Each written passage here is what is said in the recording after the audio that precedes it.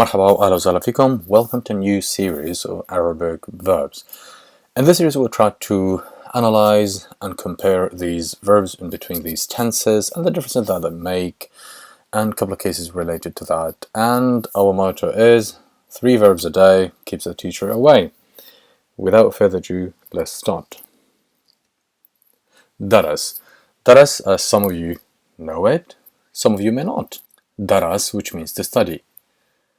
To conjugate the past tense, you need to add an it to the end of it, and that would be similarly to the rest of the past tense, because the past tense is always about a suffix, which means an attachment that comes at the end of the verb. That's why we always say the past tense is one of the easiest tenses in Arabic. I've made a couple of tutorials about conjugating these verbs in greater detail. Check them out. The be prefix present tense, بدرس. بدرس. So there's an U vowel in the present tense, بدرس. Present continuous, عم أدرس.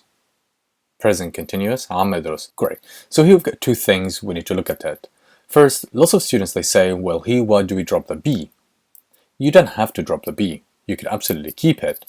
But in dialect, we tend to drop the be whenever a verb comes after one of these prefixes or before a verb or a semi-verb. We have to understand as well that the be actually doesn't exist in Arabic. It's dialect creation mainly. So if you want to keep the be, then go for it. If you don't, just drop it for the time being. And if you're looking for more advice, I would add an be. There's no harm. Down the line, you could delete the be from the rest of the conjugation. So عم أدرس, you could say عم بدرس. Near future, رايحة أدرس. رايحة أدرس, I'm going to study. So again, here I've conjugated with feminine. Obviously, if you conjugate it with masculine, you say رايح, which means going.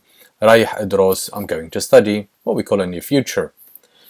And then the pure future tense is راح أدرس. راح أدرس, and it means I will study. راح أدرس. And always students do ask, how do I put this tense into the past tense? So I was studying. So you could say كنت بدرس.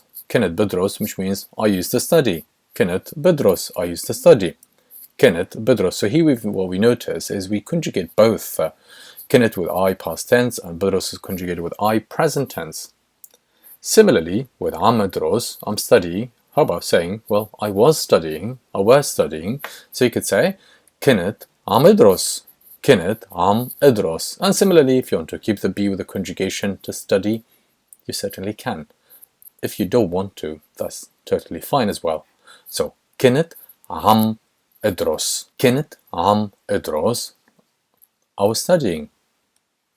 And then, رايحة أدرس, I'm going to study. You could put it in the past tense. How? You could say كنت رايحة أدرس. Well, I was going to study. So كنت رايحة أدرس. كنت رايحة أدرس. And this would lead us to the verbal noun. And it is الدراسة. الدراسة, which means the verbal noun. So studying or study. And as well, it would lead us to the active participle, دارس. دارس, it means studier and studying. So the active participle here refers to a motion of action, but it's not a verb. Similarly to رايح and رايحة here as well. I'm afraid we've got one example, but that example is pretty long. أنا بحب دراسة اللغة العربية. Okay, we have to understand whenever there is a noun attached to the feminine case and it's followed by another noun, here that feminine case you have to pronounce it T in terms of pronunciation, meaning verbally only. أنا بحب دراسة اللغة العربية. منشان هيك, that's why. ومنشان هيك, that's why. درست, I studied it. في الجامعة, at uni.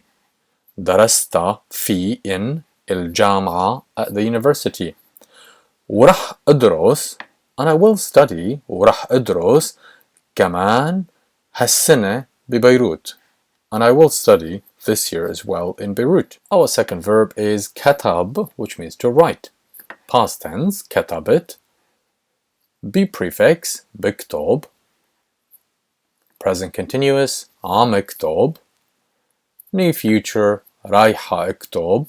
Pure future, راح أكتب, I will write. Put that to the past tense, كنت بكتب, I used to write.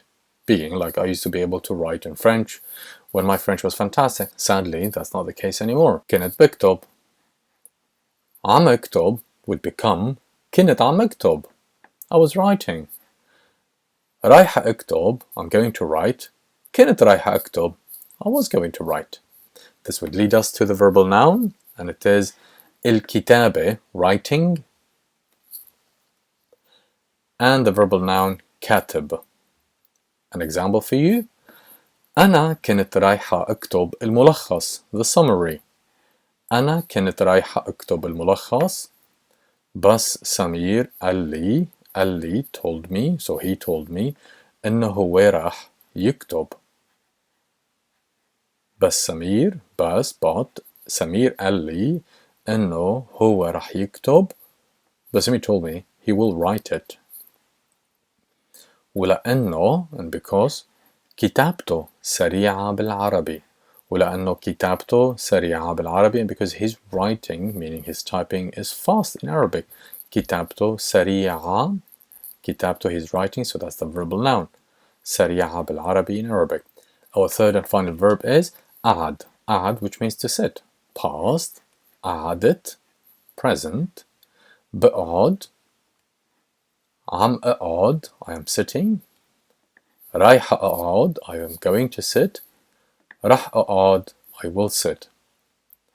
Put that to the past tense. كنت بقعد, I used to sit. I was sitting. كنت عم أقعد, I was sitting. كنت رايحة أقعد, I was going to sit. This would lead us to the verbal noun.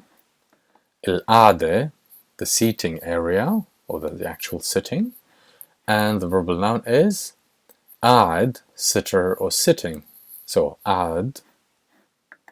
بالشركة كنت بقعد هون. بس هلا أنا قاعدة حد الشباك والقعدة بتجنن. بالشركة, the company, كنت بقعد, I used to sit هون, here. بس هلا, but now, أنا قاعدة, I am sitting, حد الشباك, next to the window. حد الشباك. والقعدة, and the sitting, meaning the sitting, the verbal noun, so, or the noun. القعدة بتجنن is absolutely fantastic. Great, guys. Thank you all very much. Hope you enjoyed yourselves. Hope you enjoyed this brief summary of the verbs, and hopefully I answered a couple of questions that you may have. Till next time, stay safe. مع السلامة.